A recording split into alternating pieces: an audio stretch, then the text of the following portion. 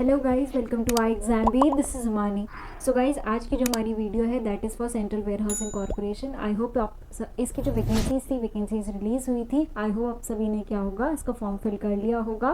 तो देखिए, अगर आपने फॉर्म फिल नहीं किया है तो आई वुड सजेस्ट कि सबसे पहले जाकर आप फॉर्म फिल कर लीजिए। आपके लिए बहुत अच्छी अपॉर्चुनिटी है ना। एग्रीकल्चर ग्रेजुएट्स हो, चाहे आपका जो ग्रेजुएशन हो किस में हो, जूलॉजी में हो, बायोकेमिस्ट्री में हो, तब भी आप इस फॉर्म को क्या कर सकते हैं, फिल कर सकते हैं। तो आई वुड सजेस्ट कि सबसे पहले आप जाकर फॉर्म फिल कर लीजिए, है ना। ऑलरेडी नोटिफिकेशन की जो वीडियो है, नोटिफिकेशन की वीडियो भी हमारे चैनल पर अपलोडेड है, तो आप उसे भी गो थ्रू कर सकते हैं।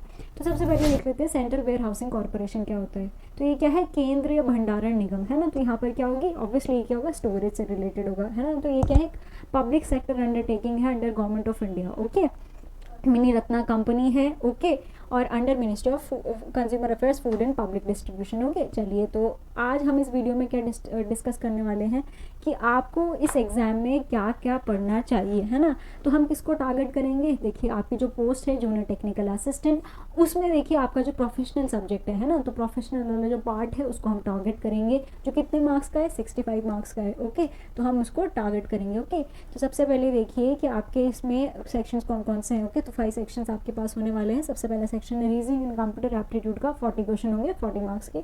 फिर आपके पास English language, data analysis, general awareness, professional knowledge. Okay, तो प्रोफेशनल नॉलेज में देखिए 65 क्वेश्चन है, 65 मार्क्स के। बहुत इंपॉर्टेंट टॉपिक, बहुत इंपॉर्टेंट सेक्शन है। इसमें से आपको क्या करना है, मैक्सिमम स्कोर करना है। और देखिए ये आपका क्या होगा, टाइम ही बचा देगा। क्यों बचाएगा, देखिए इसमें तो क्वेश्चन आता है तो आता है, नहीं आता है तो नहीं आता है ना। तो हमको क्या करना है कि उसको आता है में ही कन्वर्ट करना है, ठीक है। नहीं आता है नहीं होना चाहिए। टोटल आपके पास कितने क्वेश्चन है, 200 क्वेश्चन है, 200 मार्क्स के आपके पास क्वेश्चन है। टाइम मिलेगा आपको 2.5 घंटे का। ओके, तो इस तरह से आपका क्या है, ये कुछ एग्जाम पैटर्न रहने वाले हैं। ओके, तो चलिए आज हम किसको टारगेट करने वाले हैं, और जो आपका प्रोफेशनल पार्ट है उसको हम टारगेट करेंगे। अब प्रोफेशनल पार्ट में देखिए सबसे पहले आपके पास जो सेक्शन है, सेक्शन भी ऑलरेडी बाइफर्केटेड है ना, कि आपको किस सेक्शन से कितने क्वेश्चन पूछे जाएंगे। जो आपका एग्रीकल्चर एंड जूलॉजी है उसमें 20-20 मार्क्स का क्वेश्चन है। बाकी सारे सेक्शंस में आपके क्या है, 10-10 है। एंड जो फिजिक्स है उसमें 5 मार्क्स का आपका क्या है सेक्शन है वो, ठीक है, 5 मार्क्स कैरी करेगा। तो सबसे पहले हम चलते हैं 20 मार्क्स में, जो है आपका एग्रीकल्चर। ऑब्वियसली एग्रीकल्चर वालों के लिए थोड़ा अपर हैंड हो जाता है, क्योंकि उनका ग्रेजुएशन किस में है, एग्रीकल्चर में है, तो उन्होंने ये चीज़ें काफ़ी पढ़ी हैं अपनी ग्रेजुएशन में। ओके, तो क्रॉप प्रोडक्शन की बात करेंगे तो आपकी जो मेजर सीरियल क्रॉप्स होती हैं, तो पहले तो देखिए सीरियल क्रॉप्स को अलग कर लीजिए, पल्स क्रॉप को अलग कर लीजिए, एंड जो आपकी क्या होती है, pulse and oil seed crop को अलग कर लीजिए, और जो आपकी क्या होती है, कैश क्रॉप्स होती हैं या फिर कमर्शियल क्रॉप्स होती हैं उनको अलग कर लीजिए।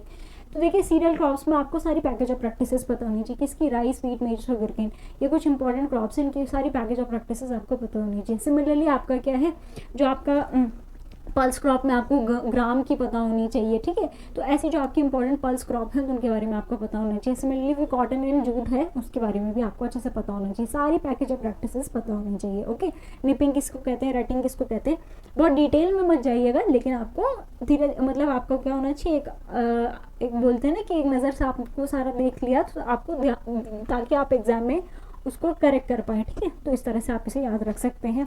नेक्स्ट हम चलते हैं एनिमल हस्बेंड्री में। तो एनिमल हस्बेंड्री यानी कि किस पे डील करेंगे, हम एनिमल्स में, है ना।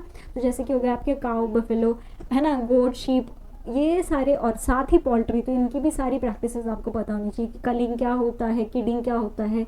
ओके, पार्चुरेशन में किसके पार्चुरेशन को क्या कहते हैं। ओके, तो ये कुछ इंपॉर्टेंट चीज़ें हैं जो आपको एनिमल हस्बेंड्री में पता होनी चाहिए। ब्रीड्स के अलावा ये सारी चीज़ें आपको पता होनी चाहिए। ओके, प्लांट प्रोटेक्शन आपका इंपॉर्टेंट सेक्शन है। पैथोलॉजी और एंटोमोलॉजी दोनों को कवर करेगा, इसके बारे में हम अलग से डील करेंगे। ओके, प्लांट प्रोटेक्शन ऑलरेडी हम इसमें एक वीडियो बना चुके हैं, तो आप उसको भी गो थ्रू कर सकते हैं। अभी हम इसको भी डिस्कस करेंगे। एग्रीकल्चर एक्सटेंशन बहुत अच्छा सब्जेक्ट है। एक्सटेंशन मतलब एक्स मतलब आउट, टेंस मतलब स्ट्रेचिंग, यानी हम क्या कर रहे हैं, एग्रीकल्चर को एक्सटेंड कर रहे हैं कि किस कहाँ तक, फार्मर तक। तो किस तरह से हम उसको बेनिफिट पहुँचा सकते हैं, कौन सी ऐसी जो मेथडोलॉजी होती है वो डेवलप हुई है, या कौन से ऐसे प्रोग्राम प्लान्स होते हैं जो डेवलप होते हैं, तो उसको हम किस में डील करते हैं, एग्रीकल्चर एक्सटेंशन में। जैसे हमने क्रॉप प्रोडक्शन पढ़ा था उसी तरह से हॉर्टिकल्चर है। हॉर्टिकल्चर में क्या है, आपकी जो मेजर फूड क्रॉप्स हैं, वेजिटेबल क्रॉप्स हैं, साथ ही आपका जो फ्लोरिकल्चर वाला पार्ट है वो आपको अच्छे से पता होना चाहिए, ठीक है। तो ये सब किस में आता है, आपका हॉर्टिकल्चर में। एग्रीकल्चर इकोनॉमिक्स की बात करेंगे तो आपका प्रोडक्शन फंक्शन का काफ़ी इंपॉर्टेंट है, इलास्टिसिटी का बहुत इंपॉर्टेंट है। ओके, तो ये सब चीज़ें आपको मार्केट के बारे में यहाँ पर अच्छे से पता होना चाहिए। तो दैट इज़ एग्रीकल्चर इकोनॉमिक्स में। अब आगे चलेंगे बॉटनी, तो बॉटनी थोड़ा सा क्या हो जाता है एग्रीकल्चर वालों के लिए थोड़ा वैसा हो जाता है, लेकिन बॉटनी वाले जो स्टूडेंट होगा उसके लिए काफ़ी सही है क्योंकि उसका ग्रेजुएशन बॉटनी में हुआ है। लेकिन अगर आप अब देखिए एग्रीकल्चर बैकग्राउंड से हैं लेकिन आपने क्या पढ़ा है, जेनेटिक्स आपने अच्छे से पढ़ा है, तो आप इस पार्ट को भी अच्छे से कवर कर लेंगे। जेनेटिक्स एंड प्लांट फिजियो है पूरा इस पार्ट में। ओके, तो यहाँ पर देखिए आप सेल बायोलॉजी है आपके पास, प्लांट क्लासिफिकेशन है यानी आपके कौन से प्लांट्स में जैसे जिम्नोस्पर्म कौन से होते हैं, एंजियोस्पर्म कौन से होते हैं, तो यहाँ पर ये क्या हो गया प्लांट क्लासिफिकेशन हो गया। डाइवर्सिटी, इकोलॉजी, लाइफ प्रोसेस, तो जितना भी प्लांट फिजियो का पार्ट है यानी फोटोसिंथेसिस, रेस्पिरेशन, सर्कुलेशन, मूवमेंट, तो ये सब आप कहाँ पर कवर करेंगे, यहाँ पर लाइफ प्रोसेस में। ठीक है, तो आपका TCA साइकिल क्या होती है, C3 साइकिल क्या होती है, तो ये सारी चीज़ें आपको यहाँ पर मिल जाएंगी। ओके, लाइट रिएक्शन क्या होती है, डार्क रिएक्शन क्या होती है, तो ये काफ़ी इंपॉर्टेंट पार्ट है। आगे चलेंगे नेक्स्ट सेक्शन आपके पास जूलॉजी। ओके, अब देखिए जहाँ पर हम रुके थे, किस पे रुके थे हम, पैथोलॉजी और एंटोमोलॉजी यानी प्लांट प्रोटेक्शन पे। अगर आपने पैथोलॉजी एंटोमोलॉजी कवर कर लिया अच्छे से तो आपका जूलॉजी है ना 20 मार्क्स ये भी कवर हो जाएगा। ओके, तो आपको यहाँ पर देखिए स्टोरेज अलग से पढ़ना है, बस स्टोरेज में भी स्टोरेज पेस्ट आपका किस में कवर हो जाएगा, एंटोमोलॉजी में कवर हो जाएगा। Okay, insect and rodents obviously entomology का पार्ट है। इंसेक्टिसाइड्स यानी आप कौन से इंसेक्टिसाइड का यूज़ करते हैं ताकि आप इंसेक्ट की पॉपुलेशन को किल्स कर सकें। ओके, तो वो सिस्टम में कौन से होते हैं, कॉन्टैक्ट कौन से होते हैं, आपको अच्छे से पता होनी चाहिए। उनकी केमिस्ट्री क्या है, टॉक्सिकोलॉजी में आ गया। ओके, इंसेक्ट की मॉर्फोलॉजी, फिजियोलॉजी, फिजियोलॉजी मतलब कि डाइजेशन, एक्सक्रीशन है ना, एक्सक्रीशन में मेजर ऑर्गन कौन सा हो गया, मेलफिजियन ट्यूब्यूल, तो ये काफ़ी इंपॉर्टेंट है। ओके, तो ये फिजियोलॉजी हो गया, टेक्सोनॉमी हो गया, तो ये अगर आप कवर कर लेंगे तो आपका ये वाला पार्ट कवर हो जाएगा। उसी तरह से माइक्रो ऑर्गेनिज्म, ठीक है, तो अगर आपने पैथो अच्छे से कवर कर लिया तो ये माइक्रो ऑर्गेनिज्म भी आपका कहीं नहीं गया। ओके, ठीक है, तो ये सारी चीज़ें अगर आप कर लेंगे अच्छे से तो आपके ये मार्क्स क्या होंगे, अच्छे से बन जाएंगे। अब इम्पॉर्टेंट क्या है, देखिए ये तो क्या होगा कि हर कोई कर लेगा, लेकिन अगर आपने क्या कर लिया, केमिस्ट्री फिजिक्स कर लिया, तो आप ये क्या हो जाएगा, सोने पे सुहागा।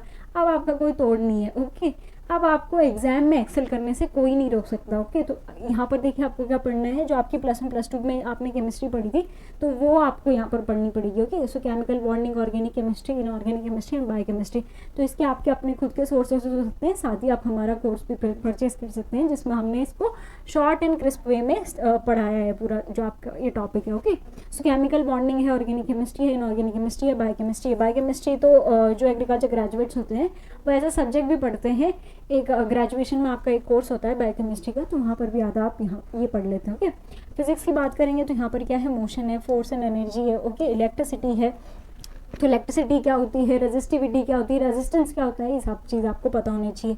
मैग्नेटिज्म हो गया। ओके, फ्लक्स क्या होता है ये भी आपको पता होना चाहिए। लाइट एंड साउंड, ओके, तो लाइट का जो डुअल नेचर है वो पता होना चाहिए। साउंड, ओके, एंड थर्मोडाइनमिक्स के लॉज एंड मेजरमेंट। मेजरमेंट मतलब जो आप फिजिक्स में पहला चैप्टर पढ़ते हैं ना 11th क्लास में जाके, कि आपका जो डायमेंशन होती है MLT वाली, MLT-2, तो ये सब चीज़ आपको कहाँ पर पढ़नी पड़ेगी, मेजरमेंट में। ओके, अगर आपने ये 15 नंबर कर लिया तो आपका कोई तोड़ नहीं एग्जाम में, आप सबसे आगे हैं। ठीक है, तो आपको ये पोर्शन पे बहुत अच्छे से फोकस करना है। ओके, हम आपको क्या करेंगे, इसके क्रिस्प प्रोवाइड कर देंगे, तो आप हमसे भी परचेस कर सकते हैं, अदरवाइज आप अपने सोर्सेज से भी से पढ़ सकते हैं।